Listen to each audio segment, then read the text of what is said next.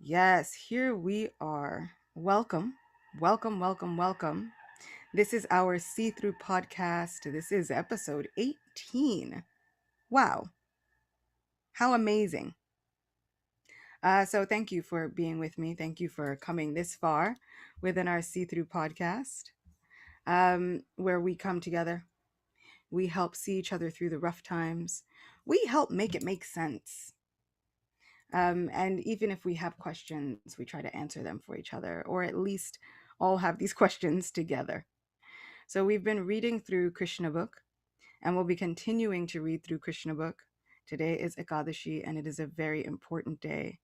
It is a glorious day for hearing, reading, discussing the pastimes of our dearest, sweetest, supreme best friend who's always there for us. We left off at chapter 5, the meeting of Nanda and Vasudeva.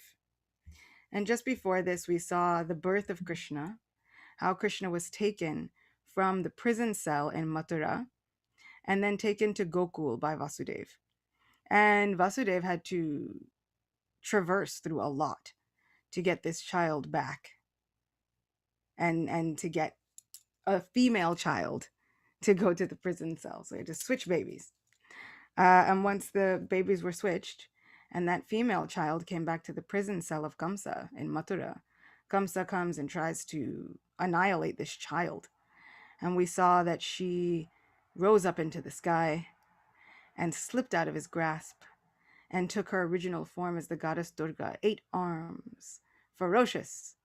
And she knocked some sense into Kamsa, really filled him with the fear of God, honestly, really, truly. And so it was a wonderful celebration for all of us. And so now we get to see this meeting between Nanda and Vasudeva, the two fathers of Krishna. One who is commonly known as a foster father, although we kind of explained the mystery behind the fact that Nanda Maharaj is actually not a foster father of Krishna, right? Because we explained that Yashodarani actually gave birth to twins, a boy, Krishna, and a girl, Yogamaya. And so that boy, Krishna, becomes manifest and unmanifest at will. And so these are the two twins. And so by the time that Vasudeva came to switch the children, that Krishna that Mother Yashoda had given birth to became unmanifest to his eyes. So we understood that Nanda Maharaj and Yashoda Rani are not actually the foster parents internally. Externally, it seems like that, but internally, they're actually non-different. They are the parents of Shri Krishna, and will forever be known as the parents of Shri Krishna. Now, Devaki and Vasudeva are also the parents of Krishna, Vasudeva Krishna, and this is the amazing potency of Krishna. He can accept both offerings at the same time, completely, fully, wholeheartedly, and it never diminishes him in any way. It doesn't take anything away from either parent that they are the parents of Krishna. How amazing. So we spoke about the birth of Krishna. And today is the birth of my big brother. I have 2 big brothers. It's the birthday of my big brother, Ahovala Nishringa. And so I want to wish him a great, big, joyous, happy birthday on this wonderful Ekadashi day.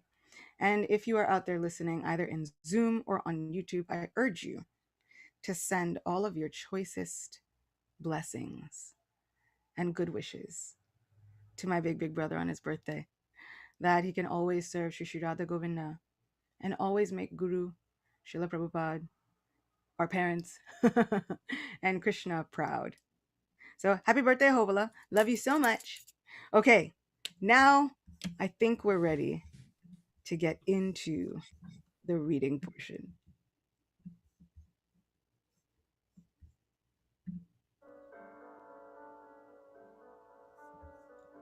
Nice. Okay. Meeting of Nanda and Vasudeva. Although Krishna was the real son of Vasudeva and Devaki, because of Kamsa's atrocious activities, Vasudeva could not enjoy the birth ceremony of his son. But Nanda Maharaj, the foster father, celebrated the birth ceremony of Krishna very joyfully. The next day, it was declared that a male child was born of Yashoda. According to Vedic custom, Nanda Maharaj called for learned astrologers and Brahmins to perform the birth ceremony. After the birth of a child, the astrologers calculate the moment of birth and make a horoscope of the child's future life. Another ceremony takes place after the birth of the child. The family members take baths, cleanse themselves, and decorate themselves with ornaments and garlands. Then they come before the child and the astrologer to hear of the future life of the child. Nanda Maharaj and other members of the family dressed and sat down in front of the birthplace. All the Brahmanas who were assembled there on this occasion chanted auspicious mantras according to the rituals, while the astrologers performed the birth ceremony. All the demigods are also worshipped on this occasion, as well as the forefathers of the family. Nanda Maharaj distributed 200,000 well-decorated, dressed and ornamented cows to the Brahmanas. He not only gave cows in charity, but hills of grains decorated with golden bordered garments and many ornaments. In the material world, we possess riches and wealth in many ways, but sometimes not in very honest and pious ways, because that is the nature of accumulating wealth. According to Vedic injunction, therefore, such wealth should be purified by giving cows and gold in charity to the Brahmanas. A newborn child is also purified by giving grains in charity to the Brahmanas. In this material world, it is to be understood that we are always living in a contaminated state. We therefore have to purify the duration of our lives, our possession of wealth, and ourselves. The duration of life is purified by taking daily bath and cleansing the body inside and outside, and accepting the 10 kinds of purificatory processes.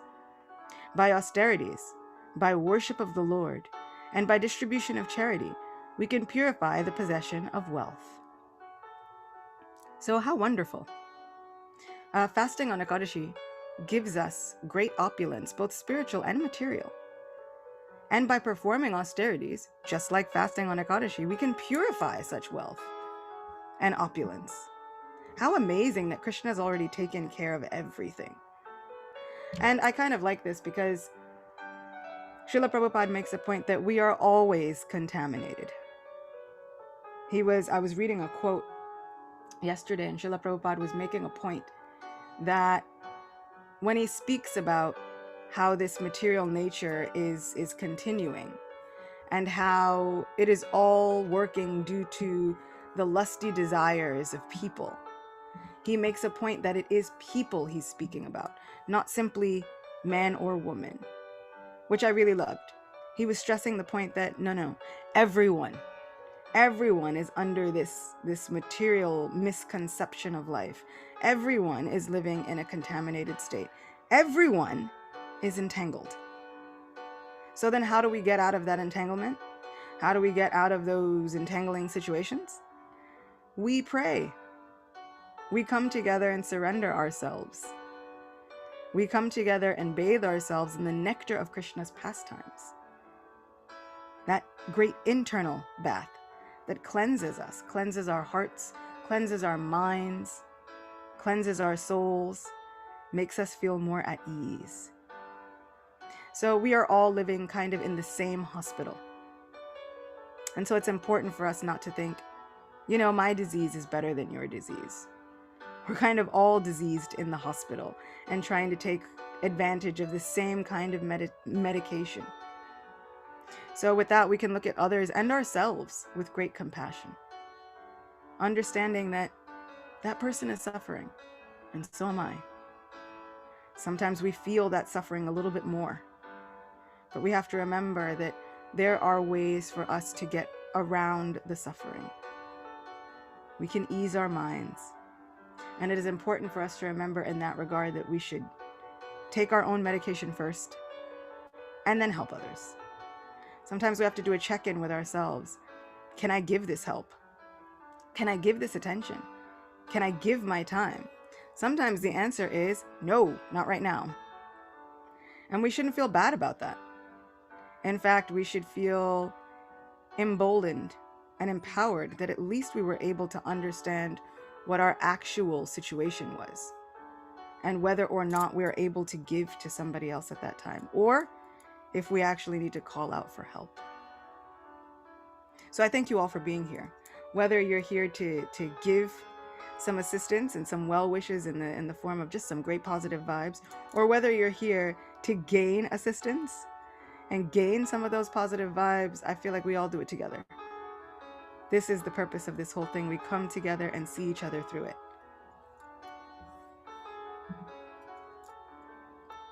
By austerities, by worship of the Lord, and by distribution of charity, we can purify the possession of wealth. We can purify ourselves by studying the Vedas, by striving for self-realization, and by understanding the supreme absolute truth. It is therefore stated in the Vedic literature that by birth everyone is born a Shudra, and by accepting the purificatory process, one becomes twice born. By studies of the Vedas, one can become Vipra, which is the preliminary qualification for becoming a Brahman. When one understands the absolute truth in perfection, he is called a Brahman. And when the Brahman reaches further perfection, he becomes a Vaishnav, or a devotee. How amazing that Srila Prabhupada made a way where we level jump. We jump over all of those qualifications and purificatory processes and come straight to the platform of becoming a Vaishnav. Srila Prabhupada has given us the greatest jewel and ornament. He's given us the greatest ascension. In that ceremony, all the Brahmanas assembled began to chant different kinds of Vedic mantras to invoke all good fortune for the child. There are different kinds of chanting known as Sutta, Magadha, Vandi, Virudavali. Along with this chanting of mantras and songs, bugles and kettle drums sounded outside the house. On this occasion, the joyous vibrations could be heard in all these pasturing grounds and all the houses. Within and outside of the houses, there were varieties of artistic paintings done with rice pulp, rangolis, and scented water was sprinkled everywhere, even on the roads and streets. Ceilings and roofs were decorated with different kinds of flags, festoons, and green leaves.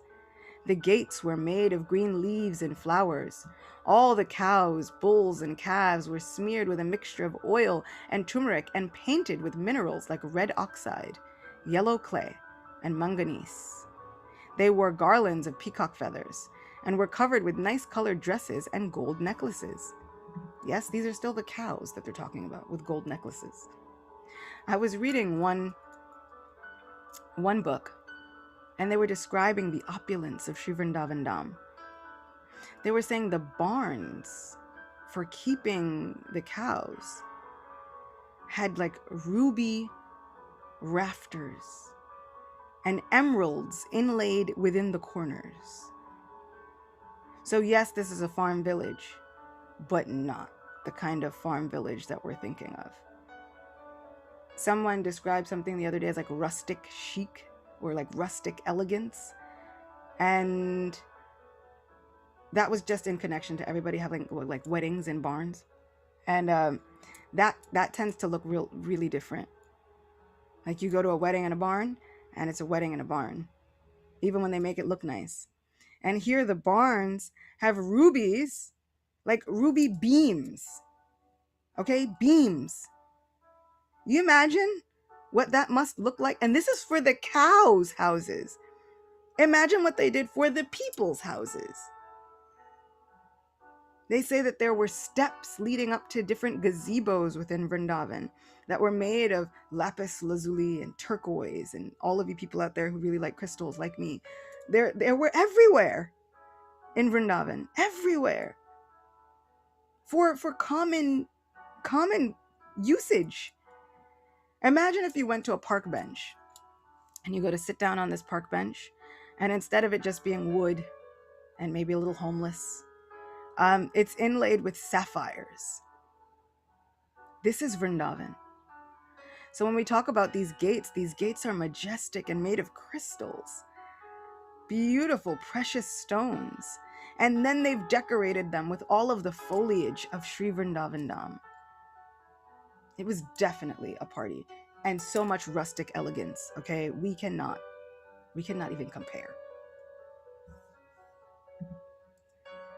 When all the ecstatic cowherd men heard that Nanda Maharaj, father of Krishna, was celebrating the birth ceremony of his son, they became spontaneously joyful.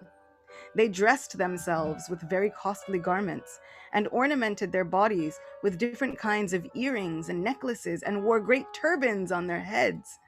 After dressing themselves in this gorgeous way, they took various kinds of presentations and thus approached the house of Nanda Maharaj.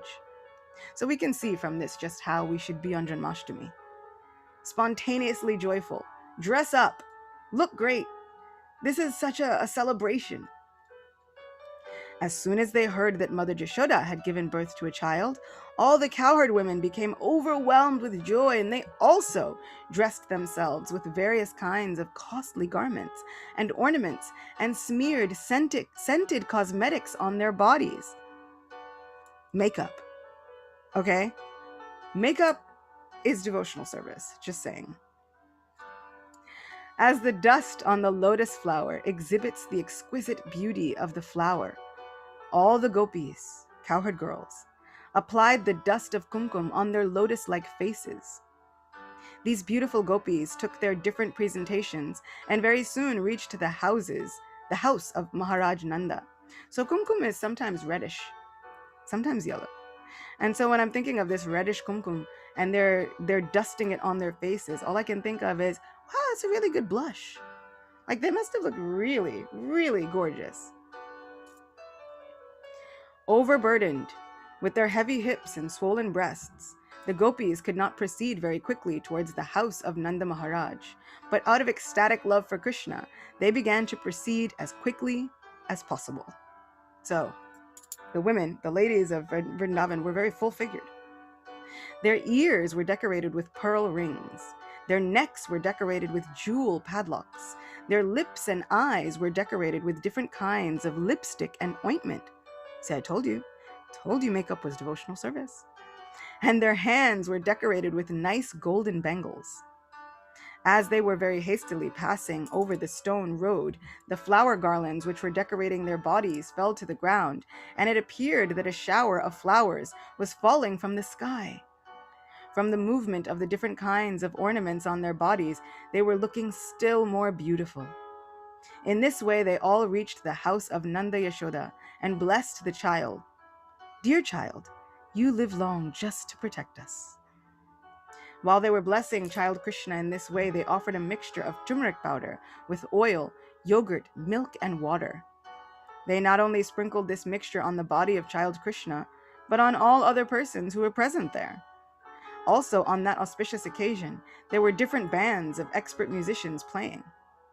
When the cowherd men saw the pastimes of the cowherd women, they became very joyful. And in response, they also began to throw yogurt, milk, clarified butter, and water upon the bodies of the gopis. Then both parties began to throw butter on each other's bodies. Nanda Maharaj was also very happy to see the pastimes of the cowherd men and women, and he became very liberal in giving charity to different singers who were assembled there. Some singers were reciting great verses from the Upanishads and Puranas. Some were glorifying the family ancestors, and some were singing very sweet songs. There were also many learned brahmanas present, and Nanda Maharaj, being very satisfied on this occasion, began to give them different kinds of garments, ornaments, and cows in charity. So how wonderful that everything kind of turns into a festival, and a festival where everybody is sharing this joy with each other in a very exciting, exuberant, enthusiastic, outward show of their happiness. Now, one might think, you got all dressed up to throw ghee on each other? Because if you're like me, you're thinking, the stains don't come out. You've just, in essence, sprinkled each other with oil. Everybody. But their opulence was not like ours, where we're hoarding it like a miser, where we get one nice thing and we'll never have another nice thing again. These clothes were just, it was like for one occasion. And then that was it. They would have another one made special for the next occasion. And on and on and on. and life goes on. They were giving in charity. And when we give in charity, it creates a flow of abundance, where this abundance, this opulence is always flowing and revolving. It reminds us not to hoard it for ourselves or keep it thinking with this mindset that we'll never have anything nice again. It reminds us that using it in Krishna's service is the ultimate goal, one. And two, that Krishna will always make arrangements for more. That's how this world works. That's how Krishna works. He is inexhaustible. And so as inexhaustible as our Krishna is, he never runs out of blessings to give us. And so we will never run out of mercy.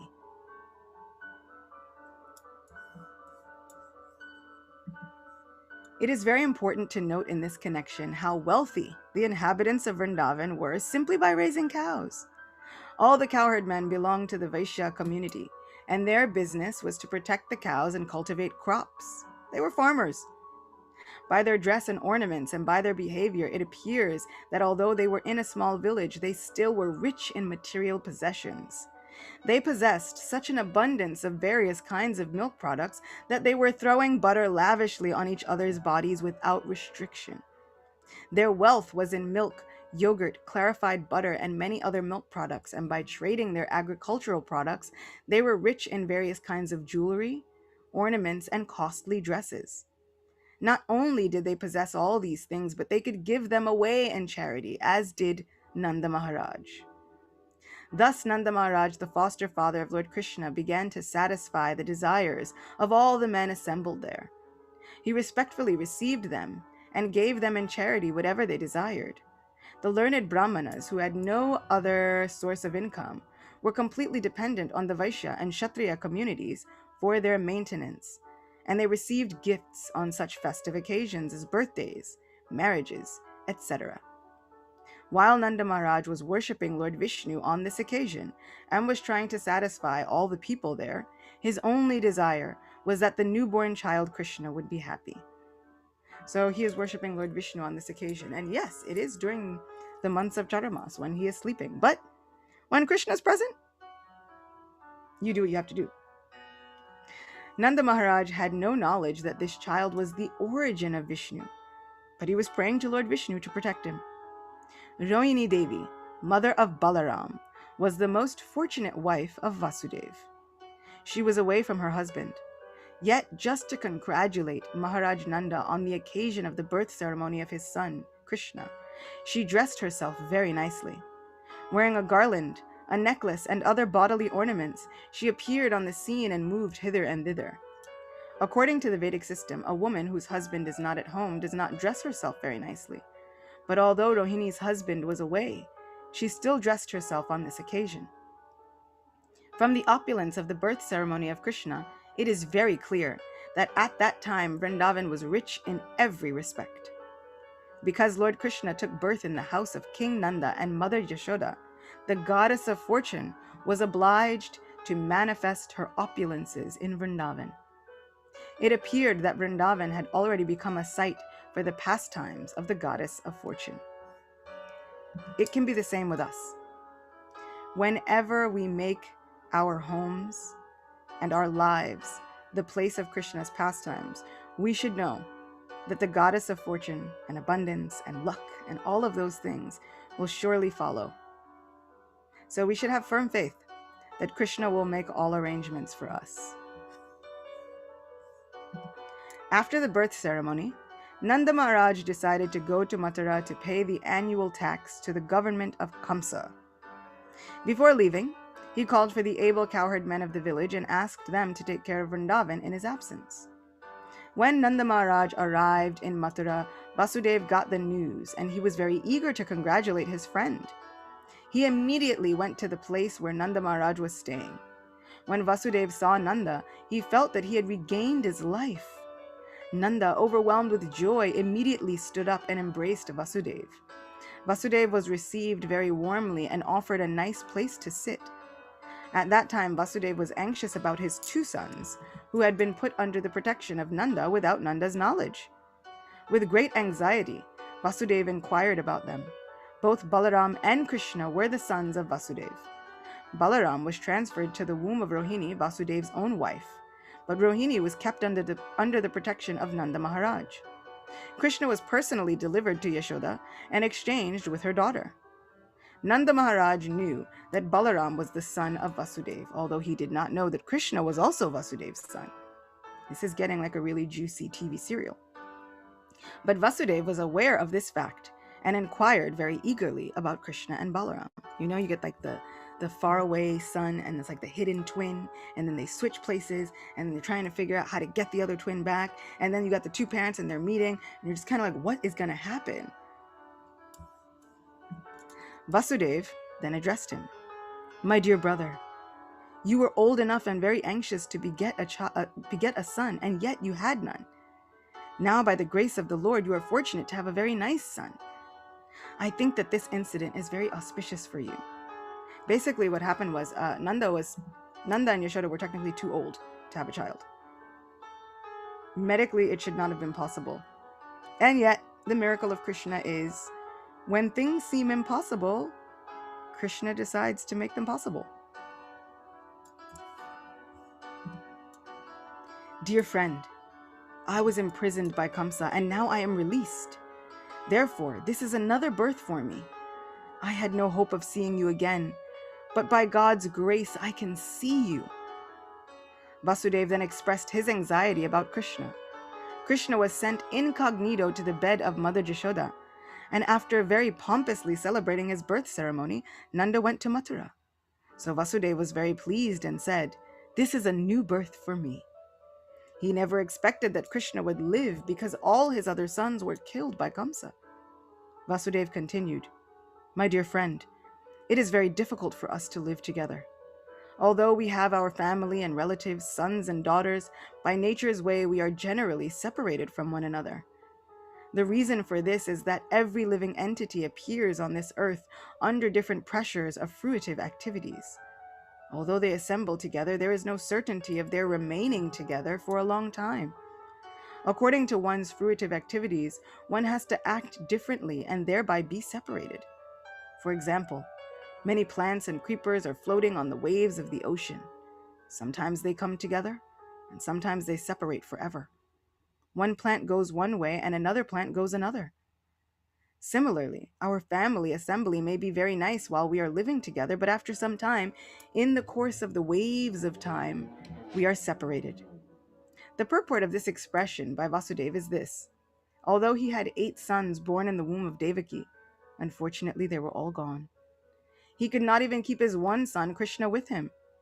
Vasudeva was feeling his separation, but he could not express the real fact. Please tell me about the welfare of Vrindavan, he said. You have many animals. Are they happy? Are they getting sufficient grass and water? Please also let me know whether the place where you are now living is undisturbed and peaceful. This inquiry was made by Vasudeva because he was very anxious about Krishna's safety. He knew that Kamsa and his followers were trying to kill Krishna by sending various kinds of demons.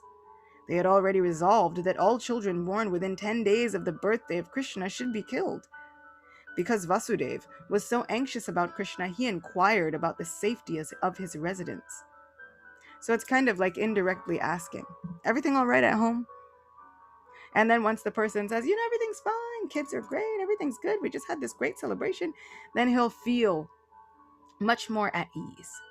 That at least for today, Krishna is safe. And that's what I was starting this meeting off by saying in the Zoom session, that sometimes we have to take life one day at a time, one moment at a time, 1 hour at a time, and just remind ourselves that for today, for this 1 hour, everything's okay. We're still here, still chanting, still hearing. We are making this hour the most perfect hour it could ever be. So kudos to all of you who are joining. You're doing a good job. Even if you do nothing else in the day, even if you feel like the rest of your day is failing, for this 1 hour, you're doing a great job. Don't worry about it.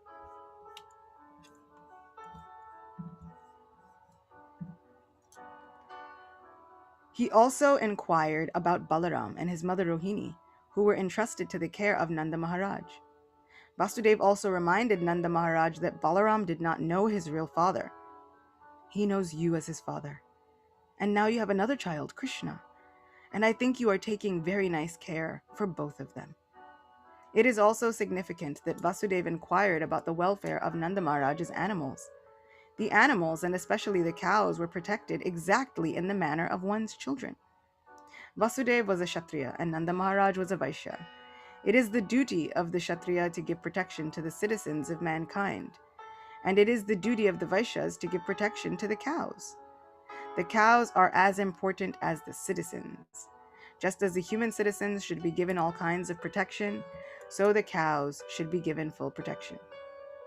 Vasudeva continued to say that the maintenance of religious principles, economic development, and the satisfactory execution of meeting the demands of the senses depend on cooperating among relatives, nations, and all humanity. Therefore, it is everyone's duty to see that his fellow citizens and the cows are not put into difficulty. One should see to the peace and comfort of his fellow man and the animals. The development of religious principles, economic development, and sense gratification can then be achieved without difficulty. So today, even in religious circles, we can see that importance is given to one or the other. Humans, but not animals. Sometimes animals, but not humans. And we need them to work together in cooperation. We need to give importance to our families. We need to give importance to those people that are around us. We need to give them their due respect and care, compassion and kindness. And most above all, we need to give each other our love. Vasudeva expressed his sorrow due to not being able to give protection to his own sons born of Devaki. He was thinking that religious principles, economic development, and the satisfaction of his senses were therefore all lost. On hearing this, Nanda Maharaj replied, "My dear Vasudeva, I know that you are very much aggrieved because the cruel King Kamsa has killed all your sons born of Devaki. Although the last child was a daughter, Kamsa could not kill her, and she has entered into the celestial planets. My dear friend, do not be aggrieved. We are all being controlled by our past unseen activities. Everyone is subjected to his past deeds, and one who is conversant with the philosophy of karma and its reaction is a man in knowledge. Such a person will not be aggrieved at any incident, happy or miserable." Vasudeva then replied, "My dear Nanda, if you have already paid the government taxes, then return soon to your palace, because I think that there may be some disturbances in Gokula." After the friendly conversation between Nanda Maharaj and Vasudeva, Vasudeva returned to his home. The cowherd men, headed by Nanda Maharaj, who had come to Mathura to pay their taxes, also returned. Thus ends the Bhaktivedanta purport of the 5th chapter of Krishna, Meeting of Nanda and Vasudeva. What's amazing is we had such a kind of a nice slow introduction, and now I like that, the pace is still moving right along, even with wonderful lessons to be learned. I think that it is so important to think about this idea of family. Vasudeva did not think Krishna is God, and so why should I worry? Whatever happens, happens. Whatever will be, will be. Even though he was giving this knowledge that, ultimately we are under the influence of inevitable time, and sometimes we come together, even as families, and then sometimes we separate for some time, sometimes for forever, who knows? But he was saying this as a comfort to himself, and not in a way of just thinking, whatever happens, happens. He still had grief over the loss of his sons. And Nanda Maharaj understood this. And even though he said, one who understands the laws of karma as a man in knowledge, he also still was not berating Vasudeva. He was praising him as a man of knowledge, understanding that he had just said the same thing to him at the beginning of their meeting. He reiterated this fact, and he's not looking at him disparagingly, thinking, "How unadvanced you are, Vasudeva. You should come to the platform of knowledge." No, he understood that all of this is happening somehow with some divine purpose. So it is their way of saying, don't lose hope. Don't lose faith that all of these things are happening in your life without cause. And that's how we should be approaching one another, with this supreme intelligence and with the best of all knowledge, but not in the way that we want to disparage one another for feeling pain, guilt, sadness, shame even. We should be understanding that these are harsh, hard times that everyone is going through. And even though there is karma, even though there are the laws of material nature, even though these harsh, hard things are happening to us, we can soothe our hearts with that knowledge. And when that knowledge is backed up by the loving care and affection of our people, it feels better.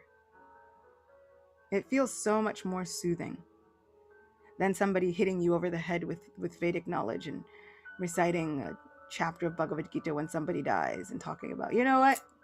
The soul can neither be born, nor killed, nor cut to pieces, nor blown to smithereens. Nothing can harm the soul.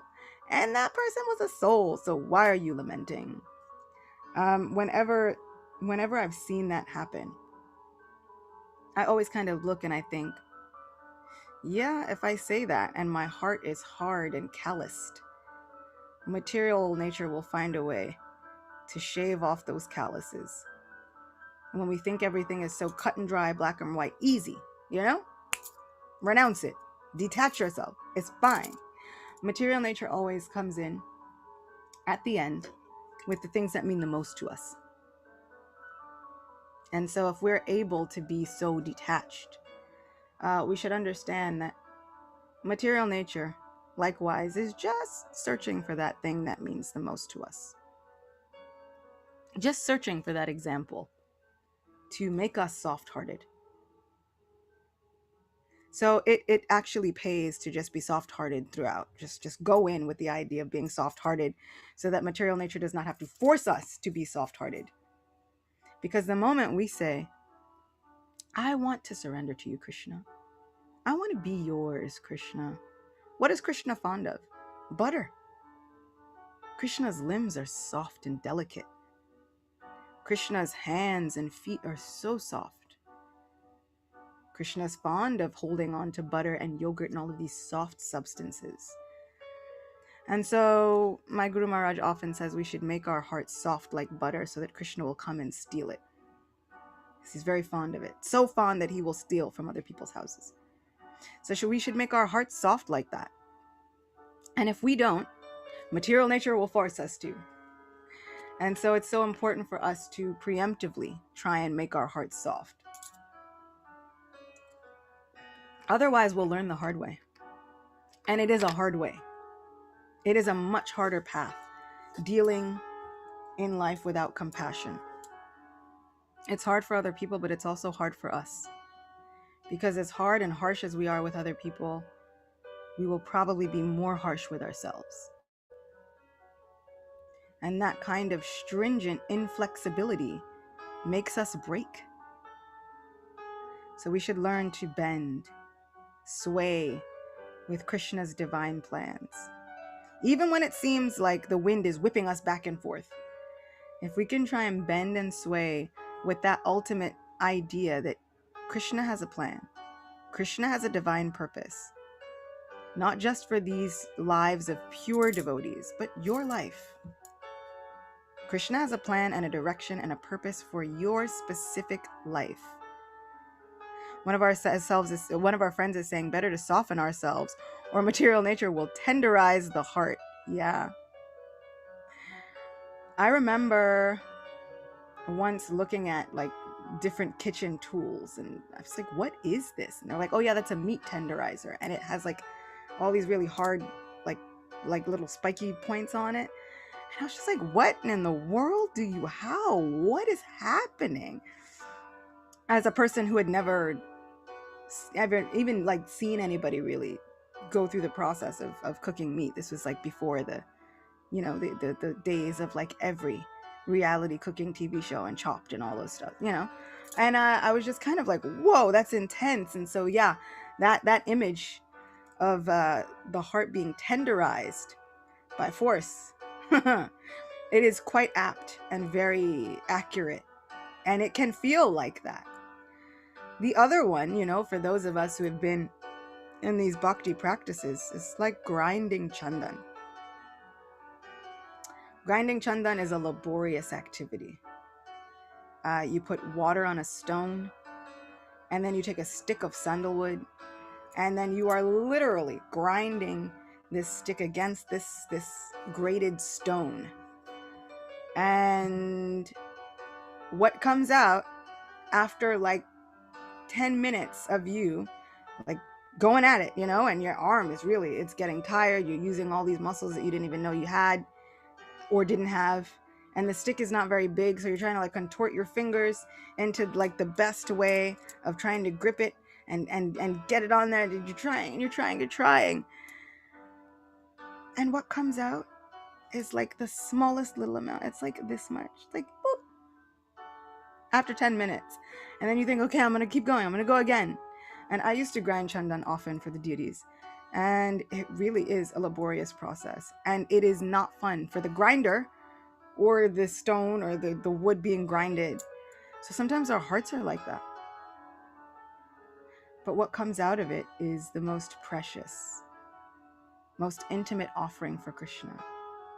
Where when he's feeling hot or in discomfort or even celebrating anything or getting dressed up for an occasion, he then goes and takes that sandalwood pulp and smears it all over his body.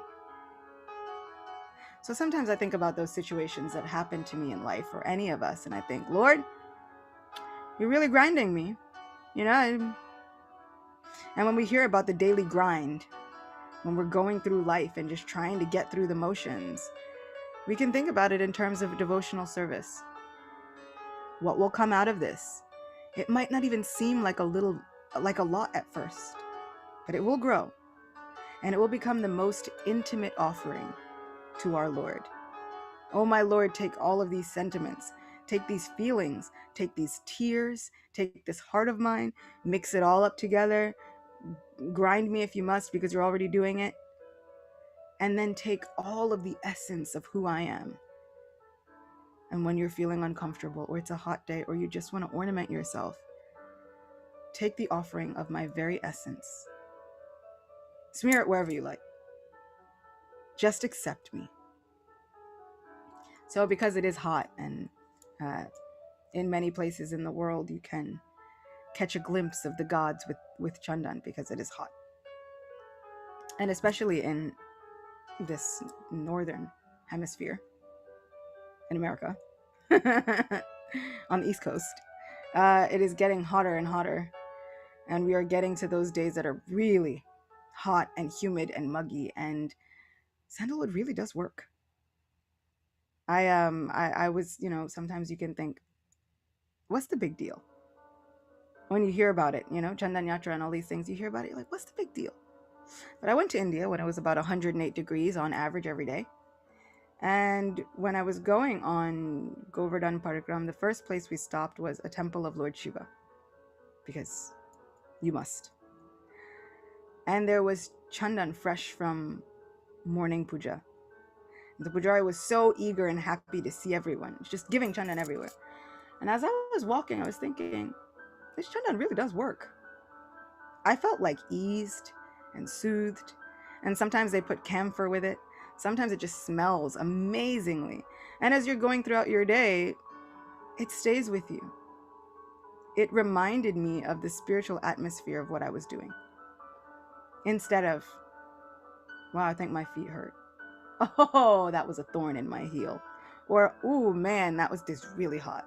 Or like, wow, I wonder how long you can walk on really hot burning sand before you get blisters. But it reminded me of the spiritual significance of what I was doing.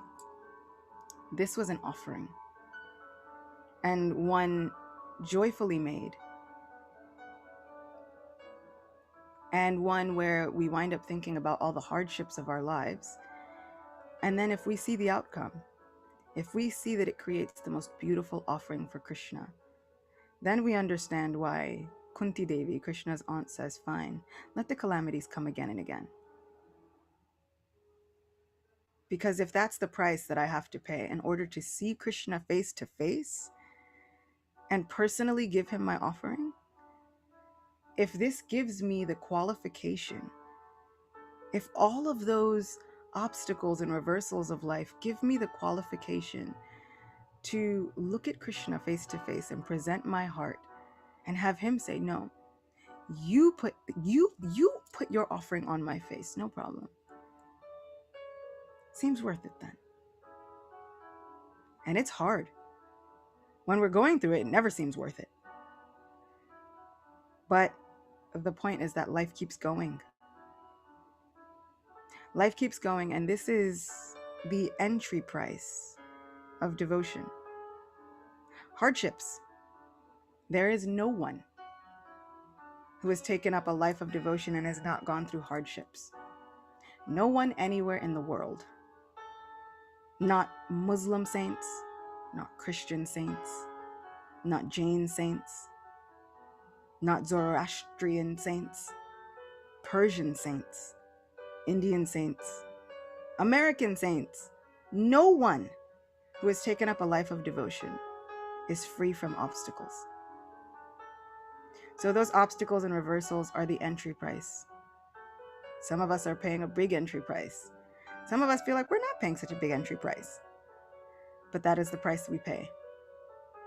And so I look at it and I think, okay, I'm not yet at the point where I think to myself, sure, give me all of those calamities again and again. I'm like, do they have to be the same calamities? Can't they be lesser calamities? Can there be degrees of calamities?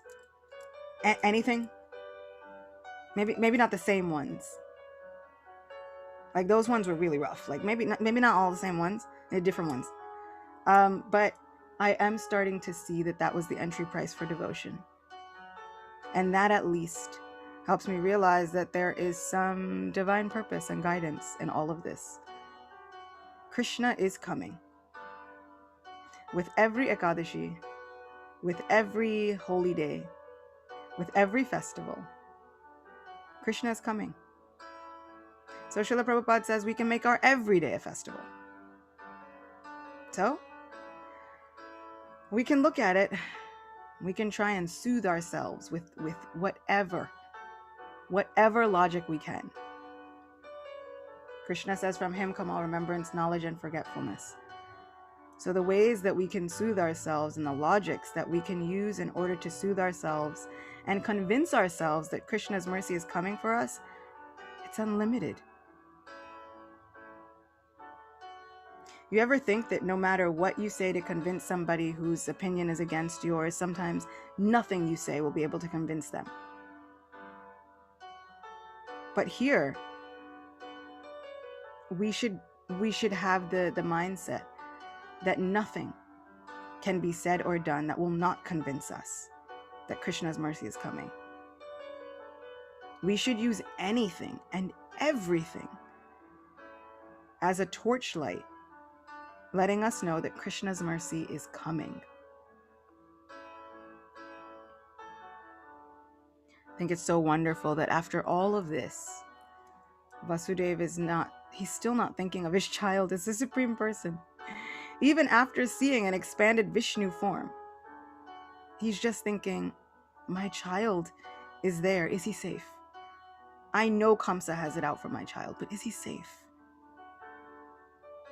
Likewise, reciprocally, Krishna is always thinking this way about us. I know my devotee is in that rough material world. Are they safe? Let me go check up on them. Let me see if they will allow me to check up on them. So I urge us all today to make a prayer that we will allow Krishna in. Krishna will enter into our lives. Krishna will come and try to check up on us. Now we have to accept Krishna. Let him in. That's it. Thanks so much for being with me. Such a pleasure to be with all of you. So many beautiful takeaways that were in the chat. One of our friends is saying, even Krishna accepted hardships, so we can relate and follow his example. Actually, also, the most wonderful thing is that Krishna can relate to us. He willingly accepts all of these trials and tribulations just so that later on he can say, oh, my friend, I know what you're going through. It's not different than anything that I've gone through. Krishna doesn't have to accept anything. He's completely outside the workings of material nature. But he does it so that he's relatable to us and we are relatable to him. This relationship is so amazing and inconceivable. Krishna's love is never far away from you. It can never be taken away from you. It can never be ripped away from you. It can never be reasoned away from you. There is no one that will ever be able to say, if you do this, this, and this, then Krishna will decide now he won't love you anymore. He'll always love you. He may feel saddened. He may distance himself. But he'll only distance himself if that's what we want. Even while we make Krishna sad, he'll only distance himself if that's what we desire. So we have to look at our own actions and wonder with each action, am I drawing Krishna closer or am I pushing him away?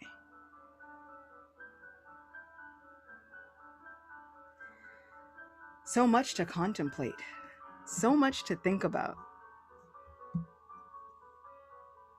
One of our friends is saying that there's an Arab proverb which states that the sun shines all the time. Sunshine all the time makes a desert. So difficult times are important too, which means we need rain.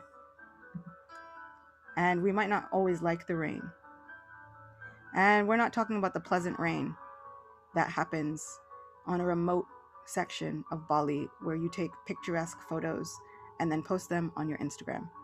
We are talking about the hurricanes that we don't like, and the cyclones and the tsunamis that we hate, the devastating rainfall that really pushes us to the brink of what we think we can handle. But it also, one way to test to see if you have a Tulsi plant, like sometimes, you look, and I've seen this before, growing out of cracks of the sidewalk. Sometimes my Tulsi will go outside in the summer. And growing out of the cracks of the sidewalk, there'll be a new Tulsi.